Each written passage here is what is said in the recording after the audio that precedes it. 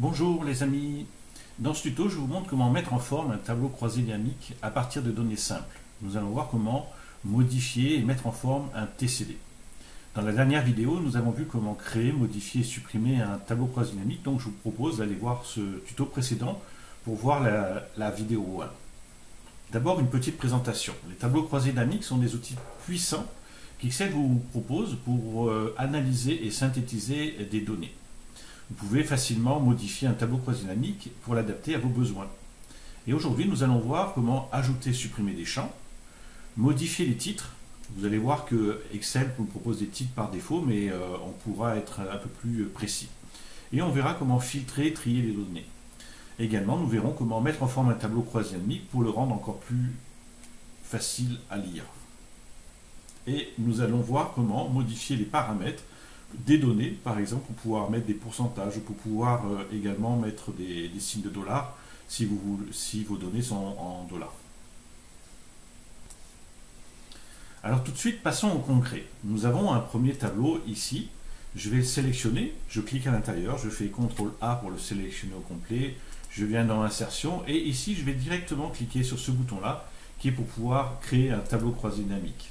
Il me propose de faire le tableau croisé dynamique dans un nouveau tableau.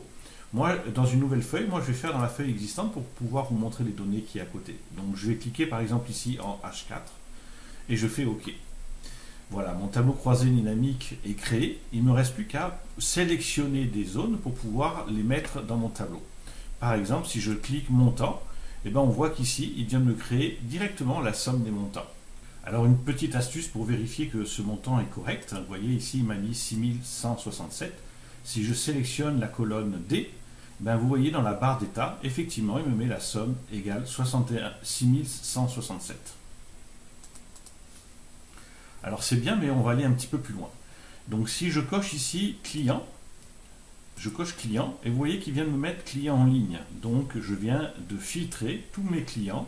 Et ça, on voit que de façon unitaire, le montant est égal à 3012. Effectivement, si je prends client 1 ici, client 1 ici, client 1 ici, client 1 ici, client 1 ici, le montant, il me dit bien, ici on voit 3012. Donc, c'est une manière de vérifier que nos données sont correctes, mais une fois qu'on a confiance, on n'a plus besoin de vérifier. Alors ça, on l'avait vu la dernière fois, et j'aimerais aller un petit peu plus loin. Ce coup-ci, si je coche vendeur, vous voyez que je peux mettre vendeur aussi en ligne. Je vais décocher vendeur. Je pourrais prendre vendeur et le mettre en colonne. Mais moi, je voulais le mettre en ligne pour vous montrer comment est-ce qu'on peut aussi présenter les données. Donc on voit que le client 1, il a travaillé avec les vendeurs Alexandre, Daniel et Pierre. Et ainsi de suite.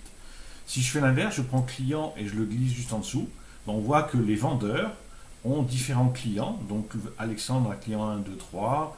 Daniel a 1, 2, 3, 4, Martin a 2 et 4, etc. Donc on peut jouer avec ces données pour pouvoir présenter nos données de façon différente. Une autre manière intéressante, c'est qu'au lieu de mettre les clients en ligne, je vais les mettre en filtre. Donc je prends client et je le glisse dans la colonne juste au-dessus, en filtre. Et vous voyez que Excel vient de me rajouter une ligne juste au-dessus où on voit client. Pour l'instant, il y a tous. Et si maintenant je clique sur la petite flèche et je choisis par exemple les clients 1, je fais OK, et là il me donne directement les résultats du client 1. Je pourrais venir sélectionner plusieurs éléments pour lui dire client 1, client 4, je fais OK, et là il me propose tous les vendeurs qui travaillent avec le client 1 et le client 4. Donc vous voyez, c'est une autre manière de présenter les données avec un filtre en amont. Je vais reprendre tous les clients, je fais OK, et à ce moment-là il m'a affiché à nouveau tous les clients.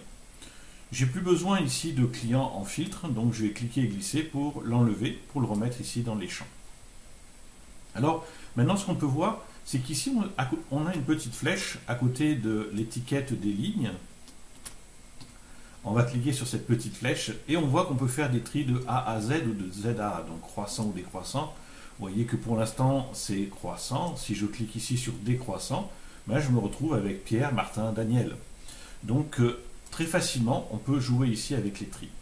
Mais on peut faire autrement. Si par exemple je sélectionne Daniel, je viens sur le bord. Quand je suis sur le bord de la zone, de la cellule, je peux cliquer et glisser pour déplacer Daniel et vous voyez, je vais pouvoir le positionner à l'endroit que je veux et je vais le mettre en haut. Je pourrais prendre Pierre, je viens sur le bord, comme j'ai 4 flèches, je clique et je glisse, je descends. Donc on pourrait comme ça réaliser notre propre tri de façon à mettre des données de façon qui nous parle plus. Alors on vient de voir comment trier les vendeurs, donc de A à Z, mais on peut aussi trier les montants. Si je clique ici dans la champ des montants, je vais cliquer avec le bouton droit de la souris, je vais faire trier et je vais faire du plus petit au plus grand. Et donc vous voyez, il vient de me mettre du plus petit au plus grand, donc on voit que Pierre, c'est lui qui a le moins de ventes.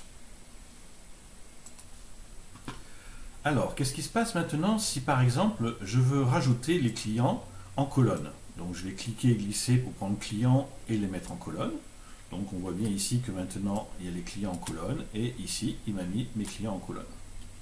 Alors c'est intéressant parce que du coup je peux voir avec qui travaille tel client. Donc on voit le client il travaille Pierre, Daniel et Alexandre. Alors c'est bien et on voit également ici j'ai une petite flèche et donc si je clique sur cette petite flèche je retrouve comme pour les étiquettes de ligne, ici je suis dans les étiquettes de colonne. Et je vais pouvoir faire des tris croissants ou des tris décroissants. Donc vous voyez, maintenant c'est le client 4 jusqu'au client 1. Je pourrais aussi faire des filtres. Supposons que je désélectionne tout, je veux voir uniquement les clients 1 et les clients 2. Je fais OK et Excel me présente uniquement les clients 1 et 2. Je vais d'ailleurs refaire un tri croissant pour avoir le client 1 en premier. Alors c'est bien, mais faites attention, c'est vous qui êtes responsable des données que vous présentez. Si vous ne voulez pas présenter le client 4 parce qu'il n'est pas gentil, ben vous ne présentez pas le client 4 et personne ne saura que vous avez un client 4, mais vos données seront fausses. Alors maintenant, si on regarde les étiquettes des colonnes, on voit ici qu'on a somme de montants, étiquette de ligne, étiquette de colonne. C'est pas vraiment très parlant. Donc ce que je vais faire, je vais cliquer ici dans étiquette de ligne et à la place d'étiquette de ligne, je viens dans la barre de formule, j'efface étiquette de ligne, j'appuie sur suppression et je vais marquer ici les vendeurs. Ce qui sera plus parlant que étiquette de ligne. Et ici pour les colonnes, je sélectionne la cellule I4, j'efface étiquette de colonne et je marque les clients. Donc vous voyez que c'est plus facile à lire. Et ici, au lieu, on voit somme de montant et on va marquer à la place, par exemple, total. Donc, je voulais total, donc je vais juste faire total. Enter. Donc, vous voyez que vous pouvez personnaliser les en-têtes des colonnes en fonction de ce que vous voulez faire présenter à vos clients. Maintenant, nous allons voir comment on peut mettre en forme de tableau. Pour l'instant, c'est Excel qui m'a proposé cette mise en forme. Si vous regardez dans l'en-tête, quand je suis dans un tableau croisé dynamique, j'ai ici deux onglets qui sont l'onglet Analyse du tableau croisé dynamique et l'onglet Création. Je vais cliquer dans Création. On voit que ici, on a d'abord une première partie qui est le style de tableau croisé dynamique. On retrouve ça un petit peu dans tous les tableaux d'Excel. Si vous cliquez sur la petite flèche qui est tout au bout, vous allez voir tous les choix apparaître. Alors vous pouvez choisir le choix que vous voulez. Et en fonction du choix, vous pouvez aussi le pointer avec la souris pour voir ce que ça donne. Donc en fonction du choix, vous cliquez dessus et hop, c'est fait.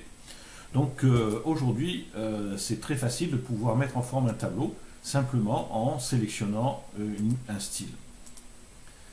Alors juste à côté, on a également des petites zones qui sont importantes. Et ici, on voit, est-ce qu'on peut afficher les en-têtes de ligne, les en-têtes de colonne ou ligne à bande ou ligne à colonne. Je vous propose de venir de décocher les en-têtes de ligne et de décocher les en-têtes de colonne. Vous voyez que le gras il disparaît en fait, hein, quand il y a des surbrillances, il le met un peu plus épais et on peut mettre des lignes à bande, ce qui fait qu'en fait lorsque je sélectionne un style, eh ben, on a une ligne sur deux qui est en couleur.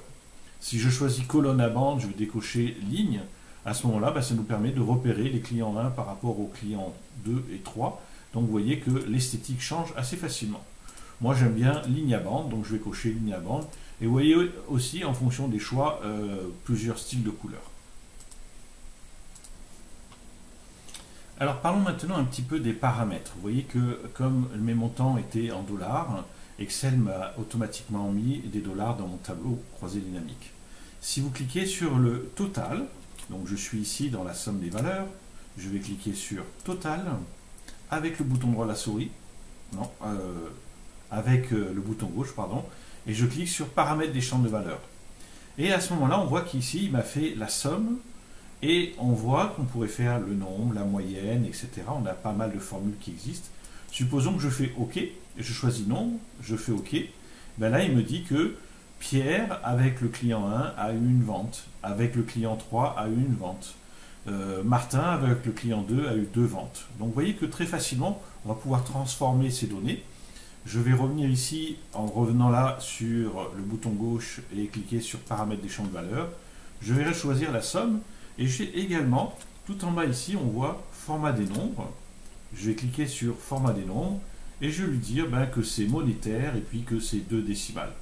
Je fais OK, je fais encore OK. Et donc vous voyez qu'on voit apparaître ici 2 décimales. Alors juste pour vous montrer, alors je vais venir ici, je vais sélectionner la colonne D et je vais rajouter des décimales, 2 décimales. Supposons qu'ici c'était 500, on va dire 500,75, je fais Enter, donc on a bien ici des décimales. On remarque que dans mon tableau croisé dynamique, ça n'a pas changé, je vous rappelle, il faut cliquer avec le bouton droit de la souris pour actualiser mes données.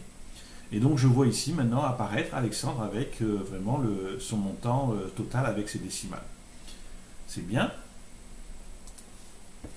Alors maintenant j'aimerais parler un petit peu de pourcentage.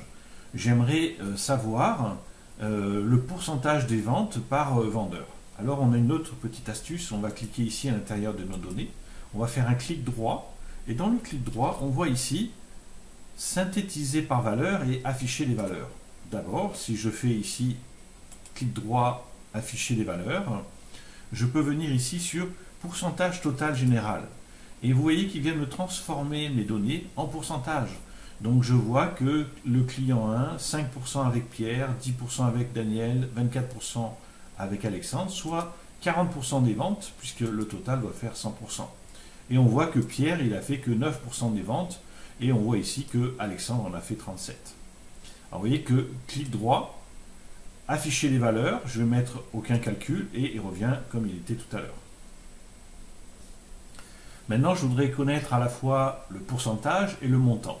Ce que je vais faire, je vais rajouter encore dans la somme des valeurs le montant. Je vais sélectionner montant, je vais cliquer et glisser pour le mettre ici. Et je vais faire clic droit sur montant 2, clic droit, afficher les valeurs et je vais faire pourcentage total.